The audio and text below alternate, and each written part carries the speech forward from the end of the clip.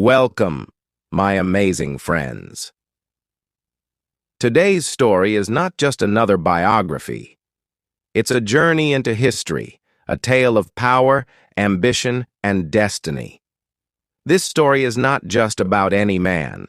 It's about one of the greatest warriors, kings, and leaders the world has ever seen. Have you ever heard of a man who conquered almost the entire known world before the age of 30? A man who never lost a battle, whose name still echoes through history after more than 2,000 years? A man who fought like a lion, ruled like a god, and inspired millions even after his death. Today, we are talking about Alexander the Great. This is not just a story. It's an experience, a lesson in courage, intelligence, and leadership. His life was filled with adventure, danger, love, war, and victory. And as we go through his journey, your English will improve, your motivation will rise, and you will feel the thrill of history like never before. So, sit back, listen carefully, and get ready to witness the making of a legend. The prophecy of a great king. Alexander was born in 356 BC in the city of Pella, the capital of Macedonia, which is in modern-day Greece. But his birth was not just an ordinary event. It was surrounded by mystery, legends, and prophecies. His father, King Philip II of Macedonia, was a strong and ambitious ruler. He had transformed Macedonia from a weak kingdom into a powerful military force. But Philip was not just looking for a son, he was looking for a successor, a king who would rule the world. Some believed she had connections to the gods. She was obsessed with one belief. Her son was destined for greatness. The night before Alexander was born, strange things happened. Olympias had a dream that a thunderbolt struck her womb, setting it on fire. Many believed this meant her child would be powerful like a god. Philip had a vision where he saw himself sealing the womb of his wife with the symbol of a lion. The priests told him, "Your son will be as fearless as a lion and rule the world."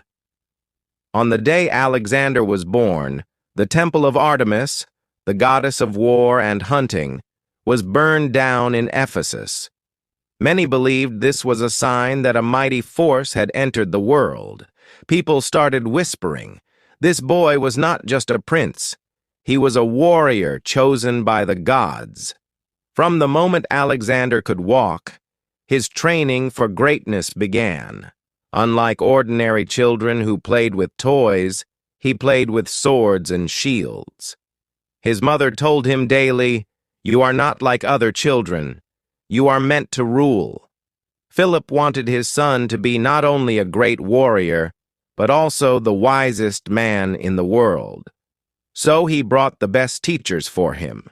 And then came the most important moment of Alexander's childhood. He was given the greatest teacher of all time, Aristotle. Aristotle was not just a teacher, he was a genius, a philosopher, a scientist, and one of the greatest thinkers in history. For 3 years, Aristotle taught Alexander everything: science, philosophy, politics, literature, and the art of war. He introduced him to the great heroes of history, like Achilles from the Trojan War. Alexander became obsessed with Achilles and saw him as his idol. He even carried a copy of Homer's Iliad, a book about Achilles, wherever he went. But Aristotle also taught him something even more important: the power of vision. He told Alexander, "A true king does not just rule a land, he rules hearts. A true leader does not just fight, he builds a new world." These words shaped Alexander's destiny. He did not just want to be a king, he wanted to be a god among men. One of the most famous stories of Alexander's childhood was the story of Bucephalus, the wild horse. One day, a trader brought a huge black stallion to Philip. The horse was powerful but untamable. No one could ride him. He kicked, roared, and threw off every rider. Philip was about to send the horse away, but Alexander stepped forward. He was only 12 years old. "Let me try," he said. Everyone laughed. How could a small boy control such a wild beast? But Alexander saw something others did not. He noticed that the horse was scared of its own shadow. So he slowly approached, turned the horse toward the sun so it couldn't see its shadow, and gently calmed it down.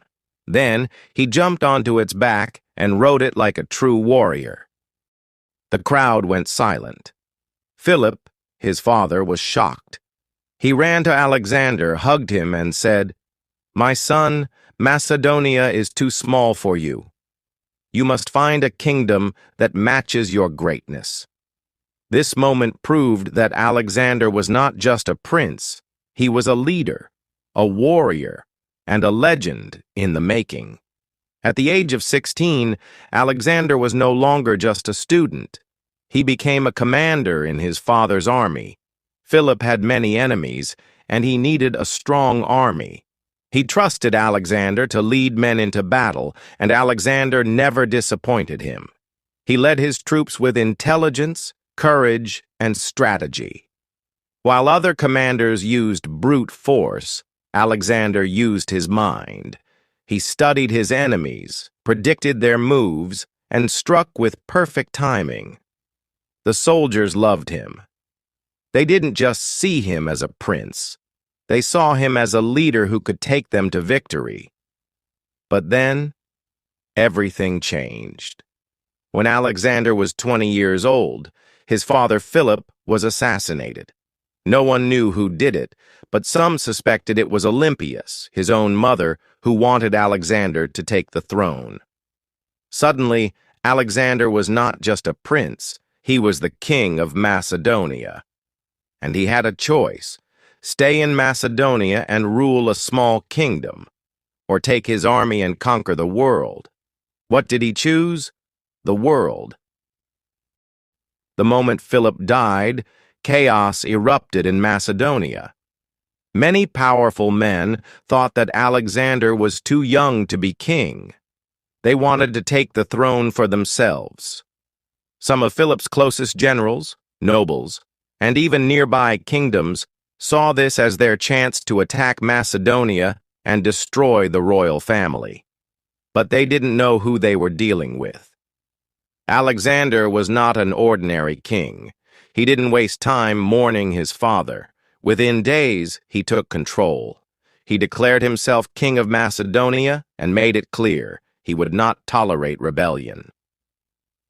The first challenge came from his own people. Some nobles, including powerful generals, refused to accept him as king. Alexander acted fast. Before they could gather support, he hunted them down and executed them all. Even those who had served his father for years were not spared. He made one thing clear: betrayal would not be forgiven. But the biggest danger came from the city of Thebes. Thebes was one of the most powerful cities in Greece. After Philip's death, they saw an opportunity to break free from Macedonian rule.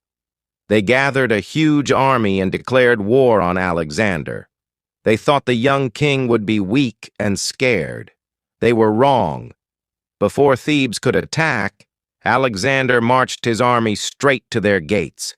When the people of Thebes saw his army, they laughed. They believed they could defeat him easily. But then, Alexander struck like lightning. With brilliant strategy and unstoppable force, his army broke through the city walls. Within hours, Thebes was burning. Alexander gave one final order: destroy everything. His soldiers killed thousands, burned their homes, and completely wiped out the city. Thebes, one of the greatest cities of Greece, was gone forever. The message was clear: if you stand against me, you will be erased from history. After the destruction of Thebes, every other city in Greece was terrified. Athens, Sparta, and other powerful cities immediately surrendered. They knew that Alexander was not just a king, he was a force of nature. Now, with all of Greece under his control, Alexander turned his eyes toward his true goal, conquering the world. And the first step? Persia. At that time, the Persian Empire was the most powerful kingdom in the world. For centuries, Persia had controlled huge parts of Asia, Egypt, and even parts of Europe. Their king, Darius III, ruled over millions of people, with an army so large that no one had ever dared to challenge him. But Alexander was not afraid. He knew that Persia was rich, powerful, and full of resources. If he could conquer it, he would become the greatest king in history. So, he gathered his army, only 35,000 men, and prepared for war. But before leaving, he did something that shocked everyone. Before sailing to Persia, Alexander did something no other general had ever done. He burned his own ships. His soldiers were confused. "Why are we burning our way back home?" they asked. Alexander stood before them and said, "We have two choices: conquer Persia and return home as kings, or die here." This was a turning point. There was no escape, no retreat. They had to win. With fire behind them and an empire ahead, Alexander and his army marched into Persia. The first Persian army stood waiting for Alexander at the Granicus River. 40,000 Persian soldiers stood on the other side, ready to crush the young king. Alexander's generals were worried. "This battle is too dangerous. We should wait," they said. But Alexander laughed. "I don't wait. I win." And with that, he led his army straight into the river, charging at full speed. The Persians were shocked. No one had ever attacked like this. The two armies clashed, and the battle was bloody, brutal, and fierce. Alexander fought like a demon. With every swing of his sword, Persian soldiers fell. His horse, Bucephalus, carried him like a storm through the enemy ranks. The Persian generals targeted Alexander, but he was too fast, too strong. By the end of the battle, Persia had lost 10,000 men. Alexander had lost barely 400. It was a complete victory. The march to the heart of Persia. After the Battle of Granicus, city after city surrendered. Alexander moved like fire through Persia, capturing one city after another.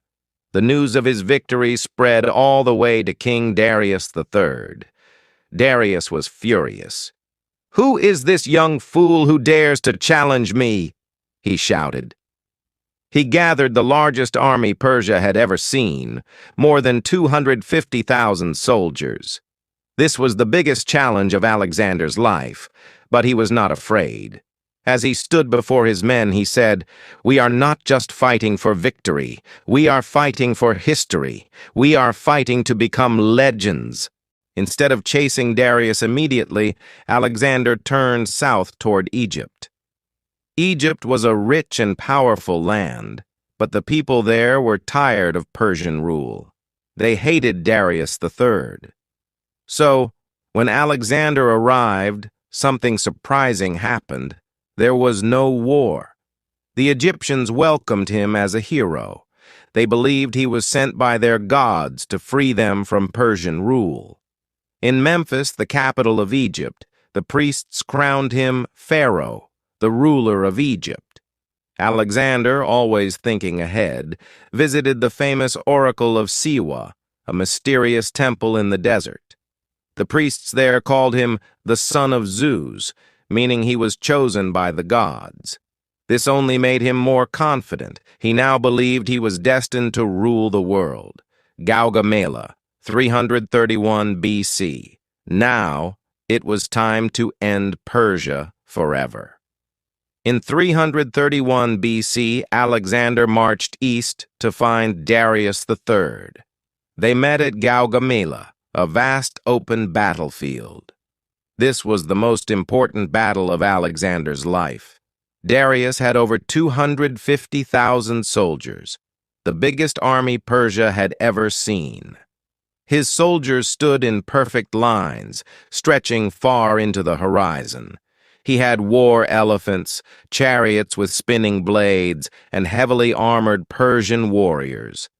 Alexander had only 47,000 men, but he had something Persia didn't: his genius. Darius believed that his massive army would crush Alexander. But Alexander had a brilliant strategy.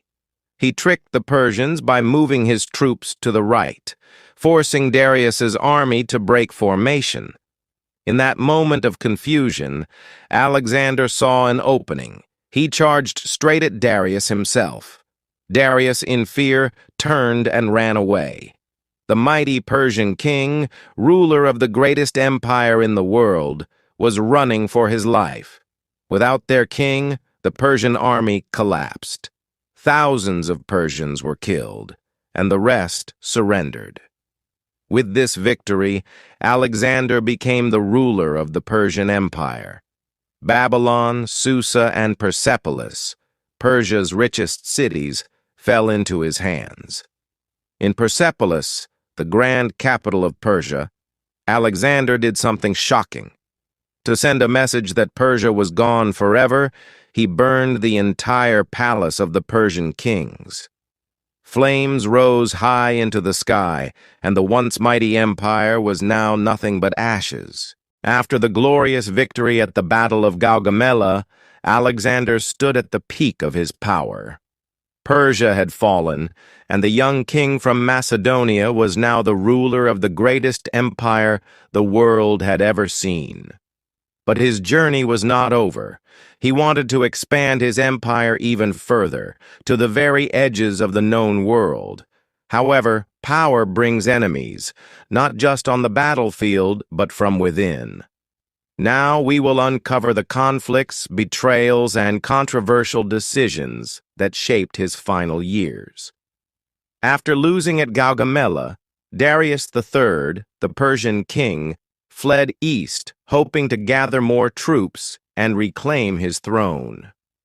But he was abandoned by his own generals, who saw that Persia's defeat was inevitable. One of these generals, Bessus, decided to betray Darius. He captured him, tied him in chains, and left him to die in a deserted place. When Alexander finally found Darius, he was already dead.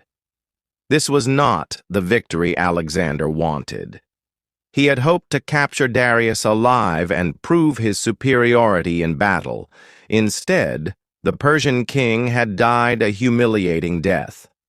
To honor his fallen enemy, Alexander gave Darius a royal burial and declared himself the new King of Kings of Persia. But claiming Persia was just the beginning, now he had to control it. Alexander was now the ruler of two very different worlds, Greece and Persia. His Greek and Macedonian soldiers saw Persians as enemies, but Alexander had a different vision. He wanted to unite East and West.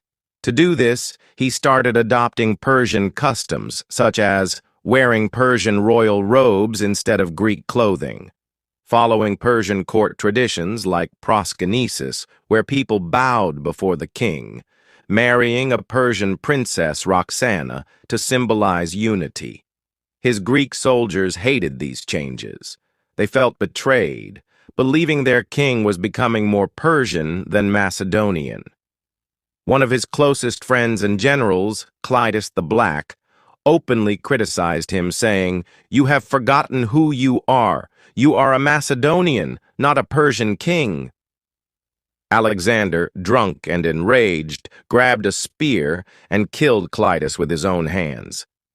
The moment the anger faded, he was filled with regret. He had killed a man who once saved his life. This incident showed how much Alexander had changed. He was no longer just a warrior, but a man struggling with absolute power.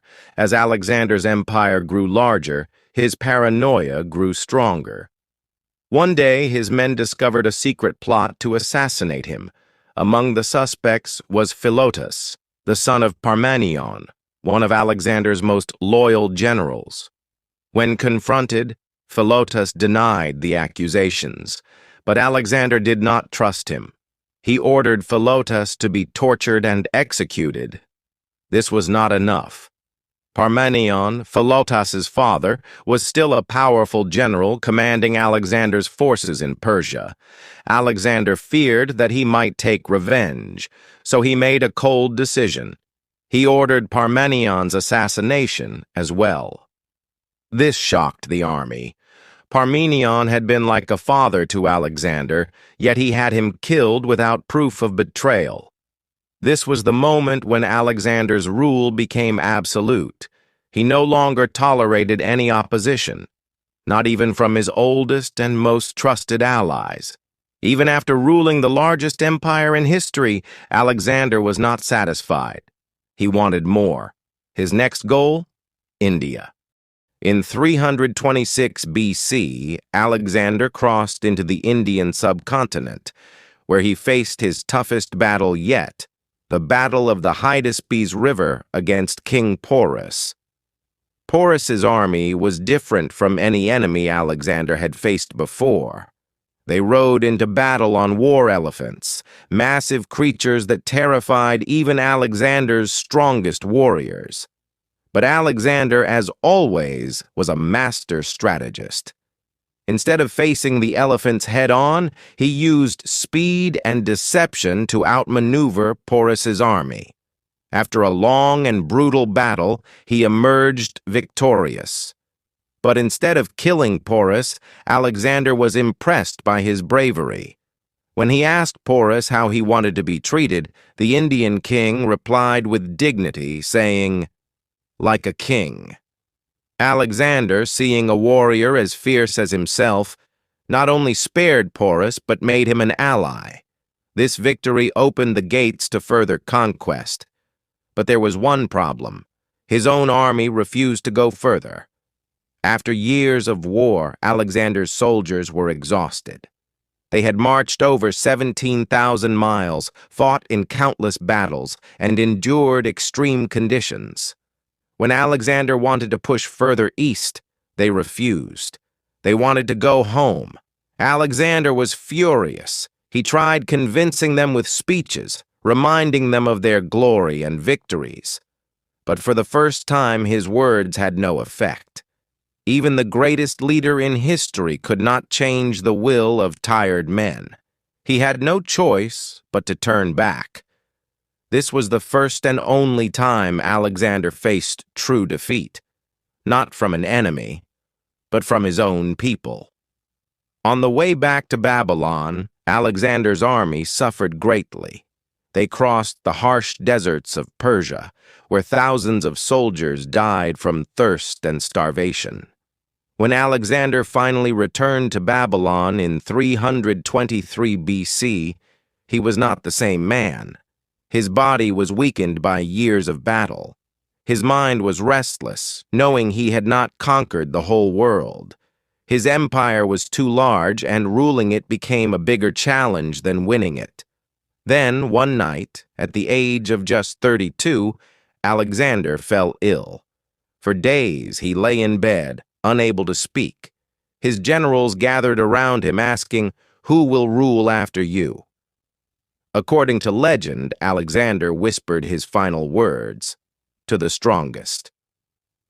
On June 10th, 323 BC, Alexander the Great took his last breath. His death left the world in shock.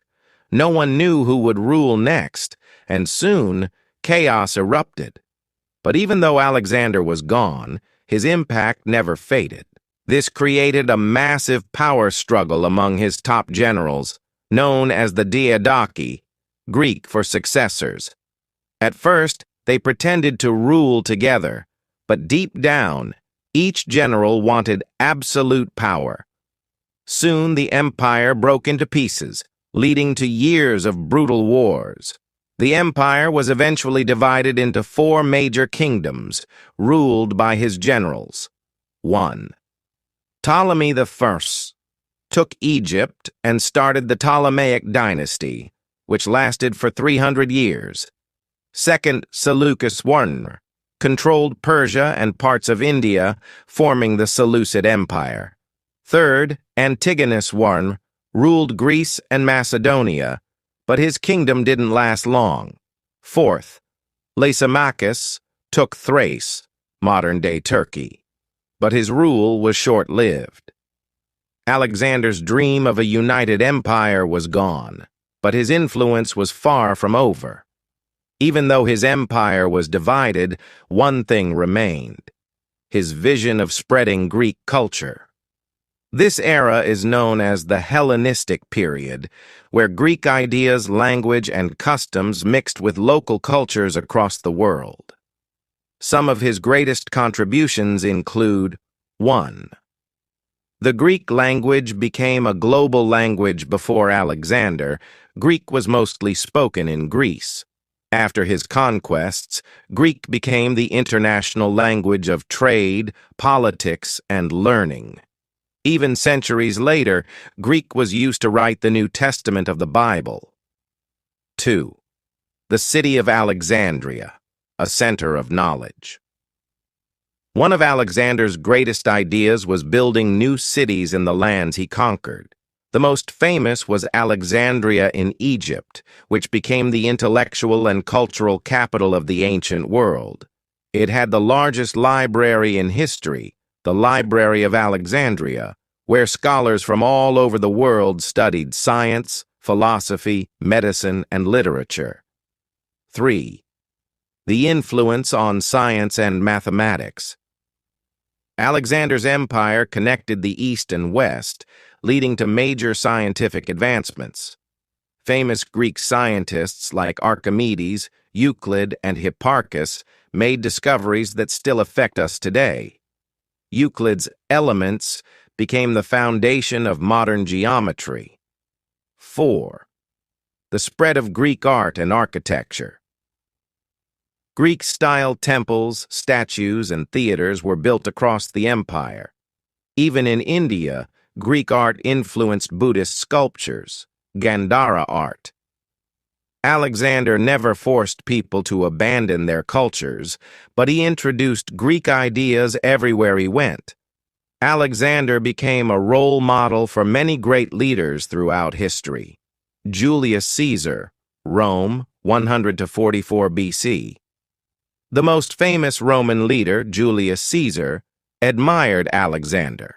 When he was young, he cried after seeing a statue of Alexander, saying, "At my age, Alexander had already conquered the world, and I have done nothing." Caesar later used Alexander's strategies to expand the Roman Empire. Napoleon Bonaparte, France, 1769 to 1821. The French emperor studied Alexander's battles and used his tactics to win wars. Napoleon even said, "Alexander was the greatest general who ever lived." Modern military schools. Today, Alexander's strategies are still studied in military academies around the world, including West Point, USA, and Sandhurst, UK. Even though Alexander was one of the greatest leaders in history, he was also a controversial figure. Reasons he was a hero. He never lost a battle in his life.